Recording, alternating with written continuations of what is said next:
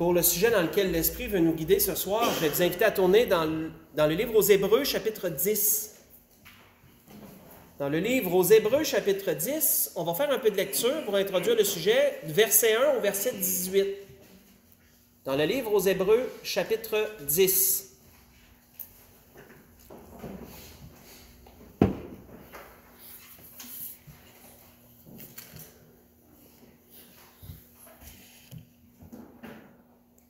On sait que les messages de Pâques ont toujours comme centre notre Seigneur, bien sûr, car c'est son moment, c'est sa célébration, c'est ce qu'il a fait pour nous qu'on se remémore. Mais l'Esprit veut nous guider dans un sujet qui concerne notre Seigneur, bien sûr, pour cet événement très spécial.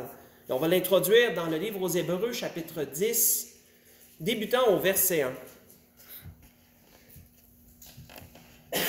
Où il est dit en effet, la loi qui possède du nombre des biens à venir, la loi qui possède du nombre des biens à venir, et non l'exacte représentation des choses, ne peut jamais, par les mêmes sacrifices qu'on offre perpétuellement chaque année, amener les assistants à la perfection.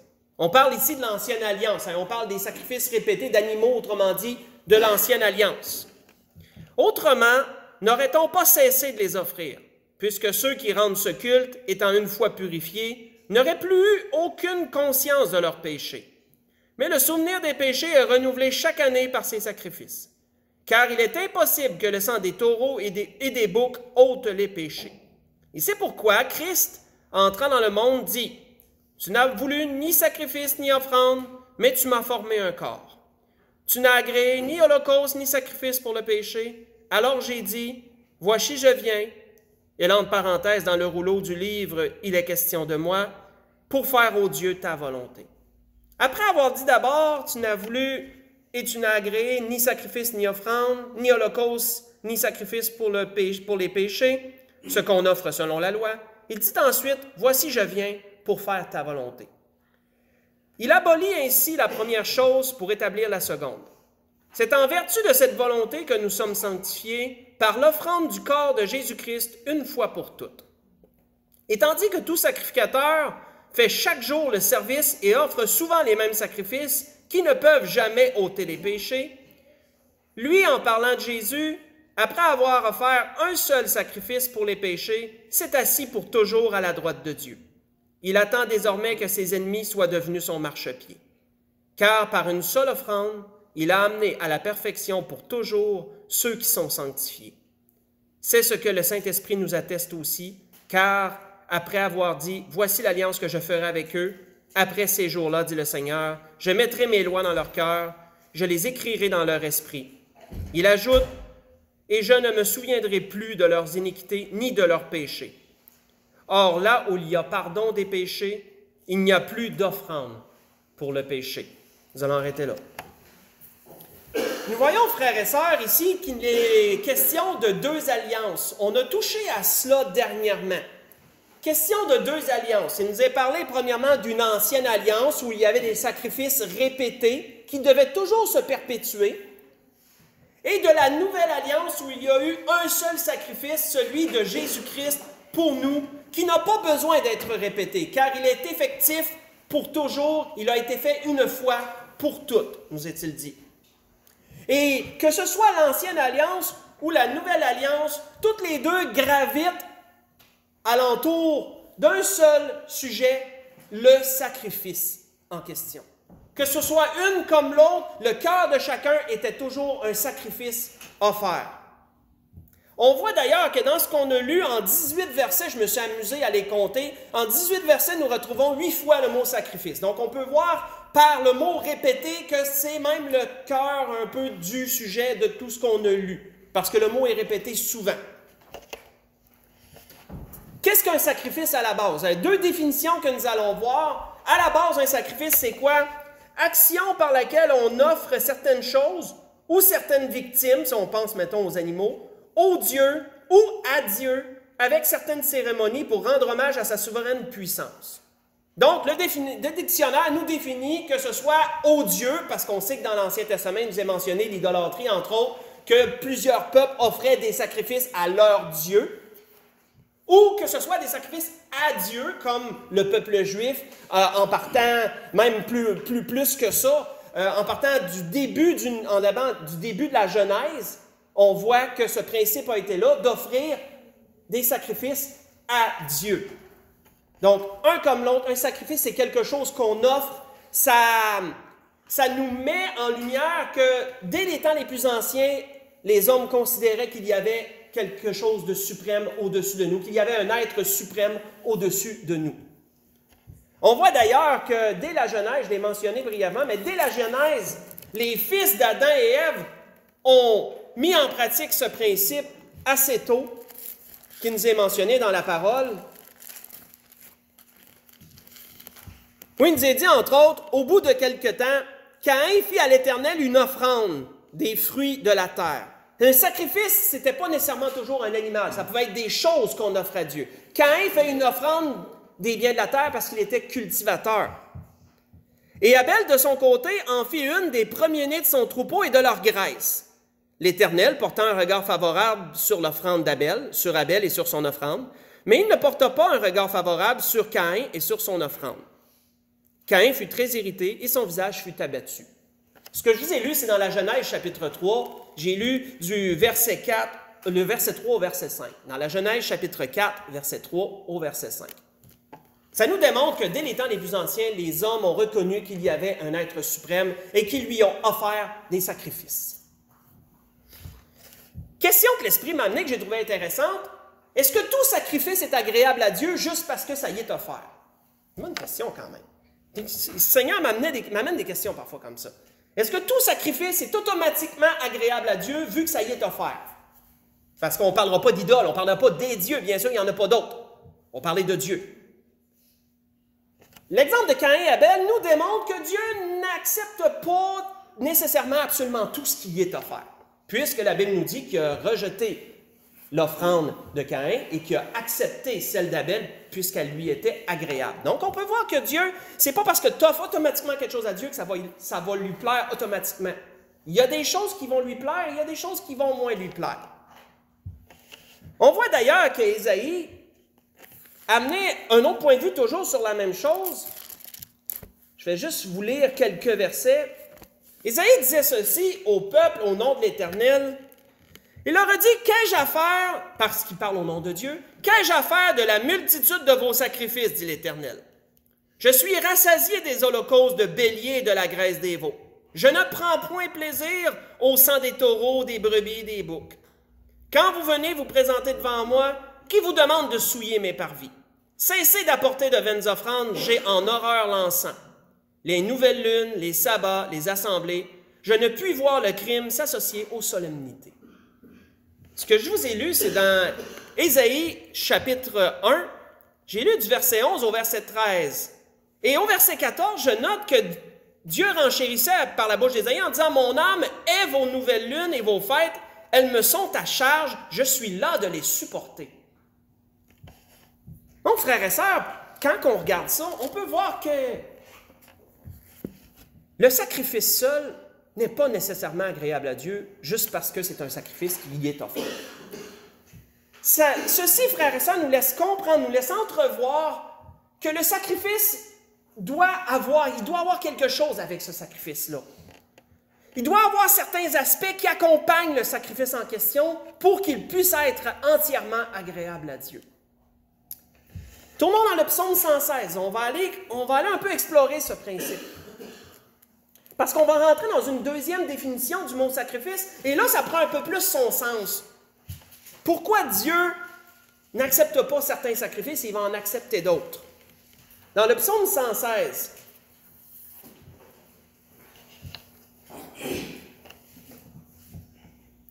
si on lit à partir du verset 1, on va lire, le psaume 116 n'est pas tellement long, on va lire du verset 1 au verset 17. Les versets sont courts. On voit que l'auteur nous dit, psaume 116 à partir du verset 1, « J'aime l'Éternel, car il entend ma voix, mes supplications. Il a penché son oreille vers moi, je l'invoquerai toute ma vie. Les liens de la mort m'avaient environné, les angoisses du séjour des morts m'avaient saisi. J'étais en proie à la détresse et à la douleur. Mais j'ai invoqué le nom de l'Éternel. Ô Éternel, sauve mon âme. L'Éternel est miséricordieux et juste. Notre Dieu est plein de compassion. L'Éternel garde les simples. J'étais malheureux, il m'a sauvé. Mon âme retourne à ton repos, car l'Éternel t'a fait du bien. Oui, tu as délivré mon âme de la mort, mes yeux des larmes, mes pieds de la chute. Je marcherai devant l'Éternel sur la terre des vivants. J'avais confiance lorsque je disais, je suis bien malheureux. Je disais dans mon angoisse, tout homme est trompeur. Comment rendrai-je à l'Éternel tous ses bienfaits envers moi? J'élèverai la coupe des délivrances. J'invoquerai le nom de l'Éternel. J'accomplirai mes vœux envers l'Éternel en présence de tout son peuple. Elle a du prix aux yeux de l'Éternel la mort de ceux qui l'aiment. Écoute-moi, ô Éternel, car je suis ton serviteur fils de ta servante. Tu as détaché mes liens, je t'offrirai un sacrifice d'action de grâce et j'invoquerai le nom de l'Éternel. On va arrêter là. Après avoir, frères et sœurs, loué Dieu pour plusieurs choses, on voit qu'il nous dit au verset 17, « Je t'offrirai un sacrifice d'action de grâce. » Vous savez, cette expression-là, d'action de grâce, elle se retrouve à beaucoup d'endroits dans la parole et elle veut simplement dire en reconnaissance de la grâce reçue.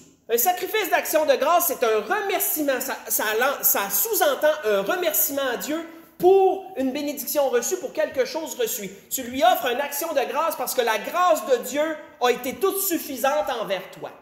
Tu lui offres un sacrifice d'action de grâce. Et David nous dit ceci, il dit « Je t'offrirai un sacrifice d'action de grâce ». Une autre définition, frères et sœurs, du dictionnaire sur le mot « sacrifice » dit « abandon volontaire de quelque chose ». Une privation que l'on s'impose ou qu'on accepte pour l'amour de Dieu, pour une personne ou d'une personne en considération de quelque chose. Un sacrifice, frères et sœurs, ce n'est pas simplement quelque chose qu'on offre à Dieu tout simplement. Un sacrifice, ça sous-entend, il y a des aspects aussi qui doivent comporter ce sacrifice-là. L'un de ces aspects, frères et sœurs, c'est le motif. Pourquoi tu offres ce sacrifice? Quel but as-tu derrière cette offrande-là? On voit que David voulait offrir un sacrifice à Dieu. Pourquoi? Pour le simple fait qu'il faut offrir des sacrifices à Dieu, donc il faut en faire sans savoir pourquoi? Non, David dit, tu m'as fait du bien, tu m'as sauvé, tu m'as délivré, tu es là pour moi, je vais te remercier, je vais être reconnaissant, je suis reconnaissant, je vais t'offrir un sacrifice d'action de grâce. Il y a une raison derrière le sacrifice. Pourquoi, frères et sœurs, que le sacrifice de notre Seigneur Jésus a été si grand pour chacun d'entre nous? On voit que l'apôtre Paul l'avait bien dit aux Éphésiens assez clairement.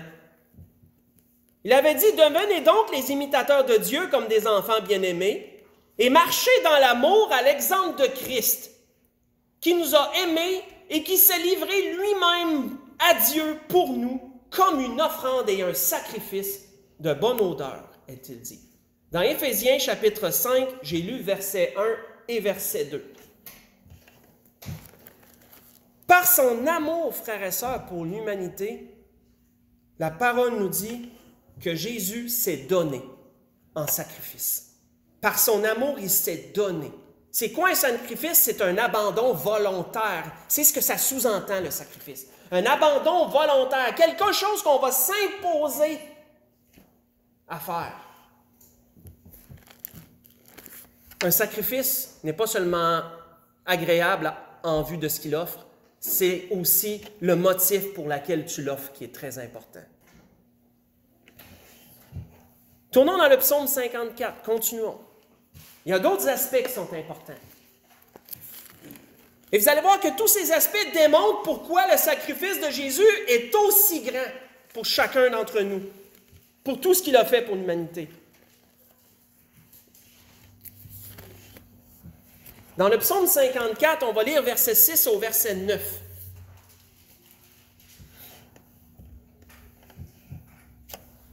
Psaume 54,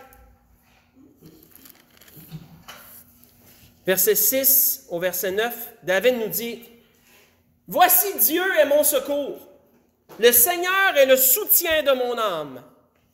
Le mal retombera sur mes adversaires, réduis-les au silence dans ta fidélité. Il dit, je t'offrirai de bon cœur des sacrifices, Je louerai ton nom, ô Éternel, car il est favorable. Car il me délivre de toute détresse, et mes yeux se réjouissent à la vue de mes ennemis. On va arrêter là. Notez ce que David disait au verset 8. Il dit, « Je t'offrirai de bon cœur des sacrifices. » Un autre aspect, frères et sœurs, qui doit définir le sacrifice, c'est le volontarisme qui l'exécute. Est-ce que le sacrifice est une action d'obligation, qu'on se sent obligé, c'est pesant, on le fait, mais ça ne nous tente pas? Ou est-ce que c'est une action complètement volontaire, bien consentie, donnée librement? David dit, je vais t'offrir de bon cœur des sacrifices. Ça veut-tu dire que c'était pesant pour David? Ça veut-tu dire que c'était une charge pour lui? C'est un poids, c'est lourd, ça ne me tente pas. C'était de bon cœur. C'était volontaire. Et frères et sœurs, notre sacrifice doit définir ça aussi. Ça revient d'ailleurs à la définition. Quand on revient sur la définition d'un sacrifice, c'est un abandon volontaire. Pourquoi on voit que l'apôtre Paul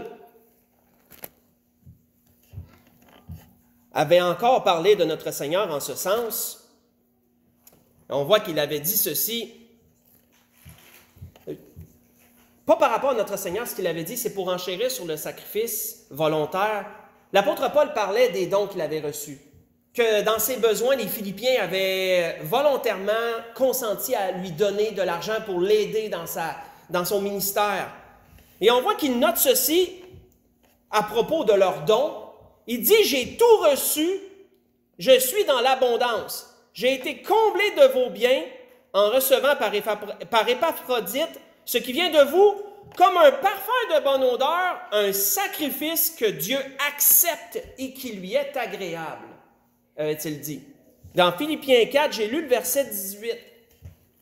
L'apôtre Paul était capable de dire avec assurance que leur sacrifice était agréable à Dieu. Pourquoi? Parce que le motif était bon et il était complètement volontaire. Personne ne les avait obligés à faire ça. Ils l'avaient fait de bon cœur. C'est un sacrifice que Dieu agréait et acceptait pour ces raisons. Pourquoi le sacrifice de notre Seigneur maintenant est-il si grand? Jésus avait dit ceci de lui-même. Il avait dit, « Le Père m'aime parce que je donne ma vie afin de la reprendre. Personne ne me l'ôte, mais je la donne de moi-même. J'ai le pouvoir de la donner, le pouvoir de la reprendre. Tel est l'ordre que j'ai reçu de mon Père, disait le Seigneur. » Dans Jean chapitre 10, j'ai lu le verset 17 et le verset 18. Comme l'apôtre Paul le disait aux Éphésiens qu'on a lu précédemment, frères et sœurs, le sacrifice de notre Seigneur a été tellement grand parce qu'il était complètement volontaire. Jésus s'est donné, il s'est abandonné pour l'humanité. Il n'a pas été forcé de le faire et il ne s'est pas senti forcé de le faire. Il l'a fait de lui-même. Il s'est livré, la Bible nous dit, de lui-même. Voyons une dernière chose, tournons dans 2 Samuel 24. Que doit comporter également un sacrifice? On a vu 2 choses jusqu'à présent. On a vu le motif, pour quelle raison il était offert. On a vu, deuxième point, le volontarisme. Il était-tu volontaire, ce sacrifice-là, il était forcé? 2 Samuel 24. Lisons à partir du verset 18 au verset 25. Voyons un troisième aspect du sacrifice. Qu'est-ce qui fait qu'il va être agréable à Dieu?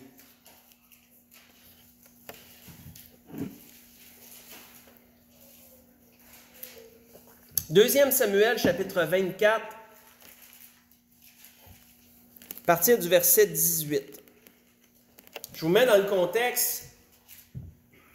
David prend une mauvaise décision. Il nous est dit dans un autre livre que Satan en voulait à Israël. Dans celui-ci, il nous est dit que Dieu l'a permis. David prend une mauvaise décision, il dénombre le peuple. Ça l'amène un châtiment. Dieu lui fait choisir entre 3 fléaux. David choisit le moins long, la peste pendant 3 jours. Sauf que ce n'était pas moins dévastateur pour autant. On voit que David, ensuite, il voulait que ça l'arrête parce qu'il voyait les mortalités s'accumuler. Il demande à Dieu quoi faire. Le prophète dit, va à tel endroit, offre un sacrifice. On voit qu'il nous est dit à partir du verset 18, ce jour-là, Gad vint auprès de David et lui dit, monte, élève un autel à l'Éternel dans l'air d'Aravna, le Jébusien. David monta selon la parole de Gad, comme l'Éternel l'avait ordonné. Aravna regarda, et il vit le roi et ses serviteurs qui se dirigeaient vers lui. Et Aravna sortit, se prosterna devant le roi, visage contre terre. Et Aravna dit, « Pourquoi mon seigneur le roi vient-il vers son serviteur? » David répondit, « Pour acheter de toi l'air et pour y bâtir un autel à l'Éternel, afin que la plaie se retire de dessus le peuple. » Aravna dit à David, « Que mon seigneur le roi prenne l'air et qu'il y offre les sacrifices qui lui plaira. Vois, les bœufs seront pour l'Holocauste, les chars avec l'attelage serviront de bois. » Aravna donna le tout au roi. Et Aravna dit au roi que l'Éternel ton Dieu te soit favorable. Donc on voit on voit un homme très généreux. Prends tout, prends l'air, prends même mes bœufs, offre-les en sacrifice, tout est sur place, tout est là, prends tout, je te l'offre. Mais David, c'était son sacrifice qu'il offrait à Dieu. Et on voit qu'il dit, mais le roi dit à Aravna, non, je veux l'acheter de toi à prix d'argent, je n'offrirai point à l'Éternel mon Dieu des holocaustes qui ne me coûtent rien. Et David acheta l'air et les bœufs pour 50 cycles d'argent. David bâtit là un autel, il offrit des holocaustes, des sacrifices d'action de grâce. Alors l'Éternel fut apaisé, a-t-il dit, envers le pays, et la plaie se retira d'Israël. Qu'est-ce qui fait, frères et sœurs, qu'un sacrifice est agréable à Dieu? Le motif pour lequel tu l'offres? Est-ce que c'est volontaire? C'est une obligation. Mais la valeur de ce sacrifice est également importante. David était conscient de ça. Il aurait pu en refaire un sacrifice gratuit. Est-ce que ce sacrifice aurait plu à Dieu, venant d'un homme qui avait toutes les richesses? David le savait. Et il dit à Aravna, non, il dit, je n'offrirai pas à mon Dieu quelque chose qui ne coûte rien. Ce sacrifice-là doit avoir une valeur. Et frères et sœurs, quelle est la valeur d'un sacrifice? Ce n'est pas nécessairement une valeur monétaire, la valeur d'un sacrifice. C'est l'importance qu'il a également à tes yeux. On voit qu'à ce moment-là, oui, il y a une valeur monétaire à ça. David n'a pas donné une pièce d'argent, il a donné 50 cycles d'argent, la Bible nous dit. Ça devait être quand même une bonne somme, ça devait le valoir pas mal, et plus encore même. Donc le sacrifice, il avait une valeur. C'est pas pour rien que Malachie, le prophète, avait dit ceci au peuple. Il avait dit, « Maudit soit le trompeur qui a dans son troupeau un mâle et qui voue et sacrifie au Seigneur une bête chétive. Car je suis un grand roi, dit l'Éternel des armées, mon nom est redoutable parmi les nations. » Voyez ça dans Malachie, chapitre 1, verset 14. Pourquoi Malachie disait ça? Parce que le peuple en était rendu qui offrait à l'Éternel des restes. Parce qu'il voulait garder le meilleur pour eux. Le sacrifice n'avait point de valeur. Vous savez, frères et sœurs, comme je l'ai mentionné, le sacrifice, ce n'est pas seulement une histoire de valeur monétaire. Ça peut l'être dans certaines circonstances. Ça peut valoir vraiment cher, puis tu dis, moi, j'offre ça à Dieu. Et ça va être agréable. Mais parfois, le sacrifice aussi, frères et sœurs, c'est la valeur qu'il a à tes yeux. Pour quelqu'un d'autre, peut-être que ça sera négligeable, mais venant de toi, c'est tellement important pour toi ça a une valeur tellement grande à tes yeux et tu l'offres à Dieu en sacrifice. Devant Dieu, ça peut être très agréable. Un bon exemple, quand que le Seigneur a mis Abraham à l'épreuve, qu'est-ce qu'il est dit? J'en lirai pas long. Qu'est-ce qu'il est dit? Il est dit après ces choses, Dieu mit Abraham à l'épreuve et lui dit, « Abraham! » Il répondit, « Me voici. » Dieu dit, « Prends ton fils, ton unique, celui que tu aimes, Isaac, va-t'en au pays de Morija, et là, offre-le en holocauste sur l'une des montagnes que je te dirai. » J'ai lu dans la Genèse, chapitre 22, versets 1 et 2.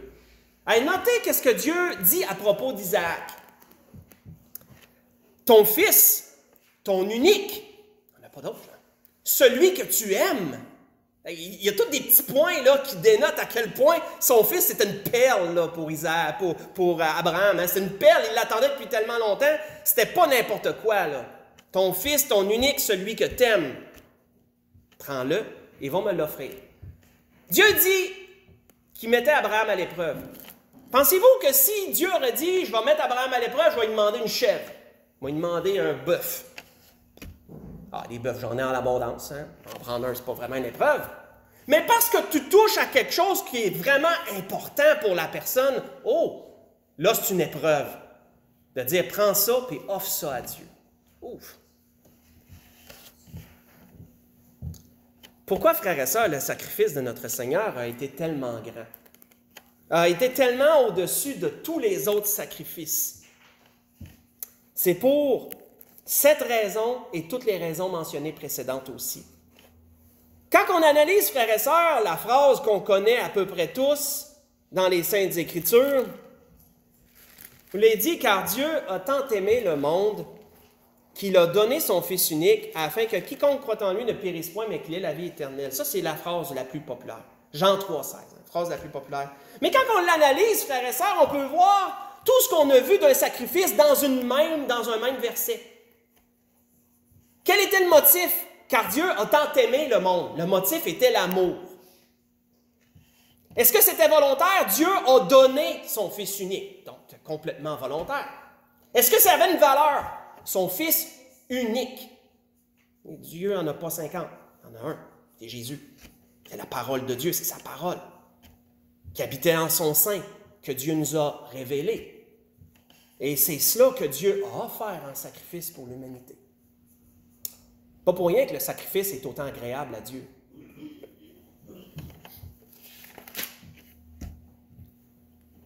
C'était le court message que l'Esprit voulait nous donner ce soir sur l'importance du sacrifice. Pas juste un sacrifice, c'est pas juste quelque chose qu'on offre à Dieu, tout simplement. Pour que Dieu l'agrée, ça doit comporter certaines affaires. Et on en a vu 3 très importantes. On a vu le motif, on a vu le volontarisme et on a vu la valeur. C'est 3 choses très importantes dans un sacrifice. Et si elles comportent ces choses-là, le sacrifice sera agréable à Dieu automatiquement. On n'a pas à en douter. Concluons dans Romains 12 avant d'enchaîner. Dans Romains chapitre 12, verset 1. Bien sûr que les ordonnances sont centrées alentour du Seigneur. Et on n'éclipsera pas ça. Mais notez ce qui nous est mentionné pour nous, parce qu'on peut faire un clin d'œil, on peut le relever pour nous. Qu'est-ce qui nous est dit? Quelle est la recommandation que l'apôtre Paul faisait aux Romains, qui est aussi la recommandation que Dieu nous fait aussi? Dans Romains 12, verset 1, où l'apôtre Paul leur disait « Je vous exhorte donc, frères, par les compassions de Dieu, à offrir vos corps comme un sacrifice, vivant, saint, agréable à Dieu, ce qui sera de votre part un culte raisonnable. » Frères et sœurs, avec tout ce qu'on sait du sacrifice, quand on lit ça, on doit prendre en considération, frères et sœurs, que le sacrifice agréable qu'on offre à Dieu, ce n'est pas simplement de dire « j'ai accepté le Seigneur comme mon sauveur, je suis sauvé, je me suis offert en sacrifice, j'y ai donné ma vie. » Il y a des choses plus profondes qu'il faut aller creuser. Là. Parce qu'à travers de notre vie, on peut faire des sacrifices à Dieu. On en fait d'ailleurs à Dieu, à travers de notre vie. Et ce n'est pas nécessairement des sacrifices animaux, c'est plus des sacrifices animaux. Ça peut être des sacrifices de tout genre, ça peut être du temps, ça peut être des moyens monétaires, ça peut être un tas de choses. Ça peut être des actions qu'on porte envers quelqu'un, envers Dieu, son Église, peu importe. Dans bien des cas, on offre encore des sacrifices à Dieu de nos jours. Et frères et sœurs, nos sacrifices comportent-ils ces points pour qu'ils soient agréables à Dieu? Ont-ils un motif valable? Que de dire simplement, il faut que j'offre quelque chose à Dieu, j'offre quelque chose à Dieu. Sont-ils volontaires? Sont-ils obligés de faire ce qu'on fait parfois pour le Seigneur? Le sacrifice, il faut qu'il soit volontaire. Puis ça a-t-il une valeur? On offre-tu des restes ou on offre quelque chose qui vraiment vient nous chercher? Quelque chose qu'on s'impose. Parce que souvenez-vous, la définition d'un sacrifice, c'est un abandon volontaire, c'est quelque chose qu'on s'impose aussi. Il faut que ça ait une valeur, frères et sœurs. Dans toutes ces choses, offrons nos corps en sacrifice, saint, agréable à Dieu, ce qui sera de notre part un culte raisonnable, et certainement Dieu l'agréera. Mais souvenons-nous que si le sacrifice de notre Seigneur a été si grand, si ce qu'on célèbre ce soir est digne d'être célébré encore et tant et aussi longtemps que le Seigneur ne viendra pas nous prendre et nous ramener auprès de lui, c'est à cause que son sacrifice comportait tous les aspects les plus importants. C'était ce que l'Esprit voulait nous donner ce soir.